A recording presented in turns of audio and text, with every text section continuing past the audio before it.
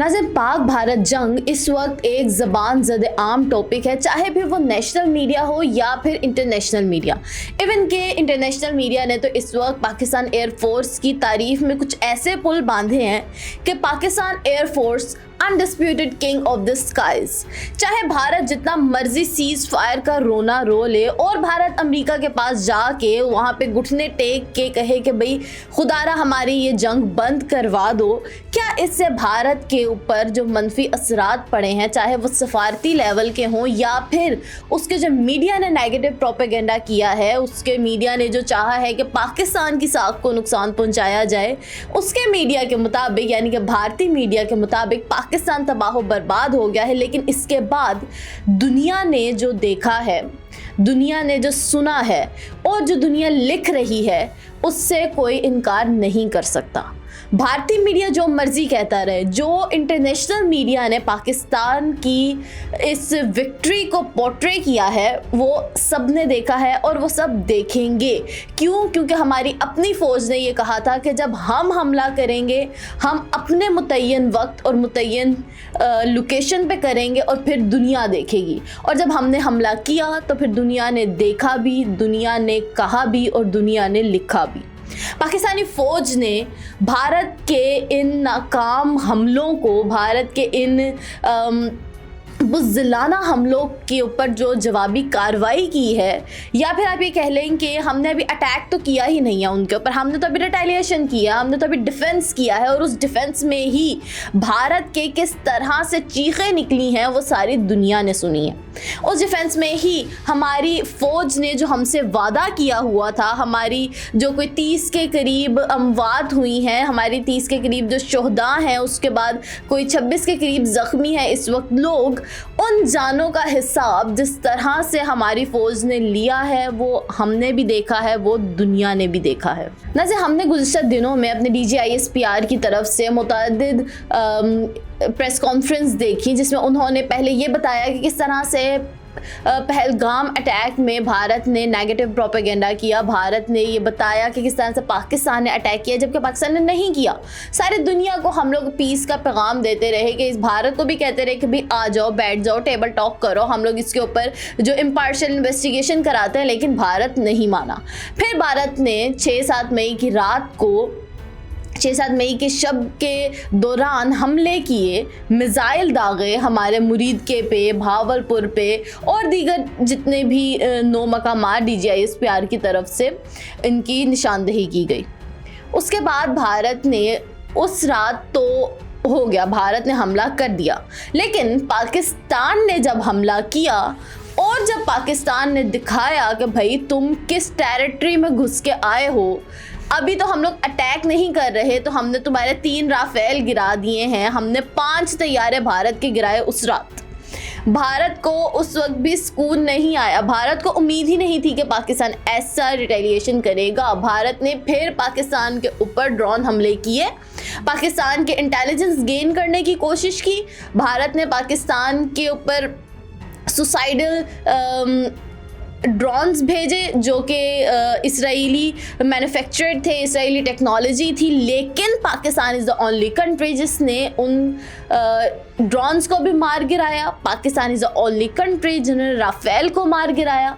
अब राफेल ऐसी क्या चीज़ है कि भाई फ्रांस भी इसके ऊपर रो रहा है। राफेल बनाने वाली जो कंपनी है, जो राफेल मैन्युफैक्चरिंग कंपनी है, उनके शेयर्स डाउन हो गए हैं और उन्होंने डिसऑन कर दी है ये बात कि हमारे तैयारों में मसला नहीं है, ये पायलट्स का मसला है। तो हमारा ये कहना है कि आप ऐसा करेंगे, कुछ जो राफेल्स हैं वो पाक आर्मी को, ये पाक एयरफोर्स को आप डोनेट कर दें और फिर हम उड़ा के बताते हैं कि हमारे पायलट्स में कोई मसला नहीं है, आपकी मशीन में भी कोई मसला नहीं है, या आपने इन्वेस्टमेंट गलत जगह कर दी थी जिसकी वजह से आपको इतनी बदनामी का सामना है। क्योंकि इस वक्त जो भारत ने फ्रेंच कंपनी के साथ किया है, जो बल्कि भारत ने नहीं किया, पाकिस्तान ने किया है, हमने किया है, हमारी एयर डिफेंस ने जो राफेल का हाल किया है वो इस वक्त फ्रांस भी चीख रहा है, वो इस वक्त राफेल बनाने वाली कंपनी भी चीख रही है। क्यों? क्योंकि राफेल के अंदर ऐसे रडार्स लगे हुए हैं, ऐसी उसके सिग्नल्स हैं जो अपनी तरफ आता हुआ मिसाइल को डिसलोकेट कर देता है। यानी कि वो जो सिग्नल्स इस तरह के थ्रो करता है कि उसके ऊपर जब भी मिसाइल थ्रो किया जाएगा वो उसकी रेंज तक ही नहीं जाएगा और वो डिसलोकेट हो जाएगा, वो अपनी रास्ता बदल लेगा कि जो मिसाइल है वही डिटेक्ट नहीं कर पाएगा कि आगे से कोई और जहाज आ रहा है। तो इस तरह की टेक्नोलॉजी है। एंड स्टिल पाकिस्तान का जो JF-17 थंडर है उसने 3 राफेल गिराए हैं। तो ये एक बहुत बड़ा मार्का है पाकिस्तान के लिए एंड वी ऑन इट। हम इसके ऊपर अपनी एयरफोर्स के बहुत बहुत बहुत मशकूर हैं। इसके अलावा पाकिस्तान ने कहाँ कहाँ पे हमला किया है उस रात को, उसमें जनाब आ जाते हैं इलाके। भारत में 26 फौजी अहदाफ को निशाना बनाया गया है। सूरतगढ़ है, उसके अंदर सरसा है, बरनाला, श्रीनगर, ओंतनीपुरा में दुश्मन को निशाना बनाया गया है। अंबाला और पठानकोट के इलाके हैं। उसके अलावा 2 मकामात पर जो S-400 है, S-400 वो भारत की बेस है जहाँ पे सबसे बड़ा उनका डिफेंस सिस्टम लगा हुआ है। 2 S-400 हमने भारत में घुस के भारत के तबाह बर्बाद किए हैं, ठीक है, उनको मिलिया मेट किया है। उनके जो नापाक अज़ाइम के साथ साथ हमने सिर्फ उनके नापाक अज़ाइम को मिलिया मेट नहीं किया, हमने उनकी मिलिट्री फैसिलिटीज़ को भी नुकसान पहुंचाया। भारत ने हमारे सिविलियंस पे हमला किया। हम इतने गिरे हुए नहीं हैं कि हम दोबारा किसी इंसानी जान के ऊपर हमला करें, क्योंकि हमारा दीन हमें ये सिखाता है कि एक इंसान की जान पूरी इंसानियत की, एक इंसान का कत्ल पूरी इंसानियत का कत्ल है। तो हम इंसानियत का कत्ल नहीं करने गए। आपने हमारे बाशिंदे, आपने हमारे सिविलियंस पे अटैक किया तो हम उसका सिर्फ रिटेलिएट करने आए हैं, हम अटैक करने नहीं आए। तो हमने जब उसकी रिटेलिएशन की है तो फिर दुनिया ने देखा है। जैसे एयर मार्शल ने कहा ना 6-0, सो दैट इज़ रियली अ 6-0 कि हमने आपके 6 तैयारे गिराए हैं और अल्हम्दुलिल्लाह with all the support of Allah Almighty हमारी फ़ौज ने हमारा दिफा किया है। हमारी फ़ौज ने हमेशा हमारा दिफा किया है, चाहे वो 2019 का वाक़या हो, चाहे वो 72 की जंग हो, चाहे वो 65 की जंग हो, चाहे वो कारगिल का कोई महाज हो, कुछ भी हो, हमारी फ़ौज LOC पे हमारा दिफा करने में मसरूफ़ है। और इसके सबूत हमने आज अपनी आंखों से देख लिया है। हमने गुज़िश्ता हफ्ते में अपनी आंखों से देख लिया है कि हमारी फ़ौज ने किस तरह से हमारा दिफा किया है। भारत ने पाकिस्तान के ख़िलाफ़ अपना ऑपरेशन सिंदूर लॉन्च किया। पाकिस्तान ने भारत के ख़िलाफ़ ऑपरेशन बुनियानुल मरसूस लॉन्च किया, जिसका मतलब है सीसा पिलाई दीवार। हमने भारत को हमेशा ये प्रूव किया है कि हम तुम्हारे नापाक अज़ाइम के आगे, हम तुम्हारे इस तरह के कवर्डली बिहेवियर के आगे एक सीसा पिलाई दीवार हैं।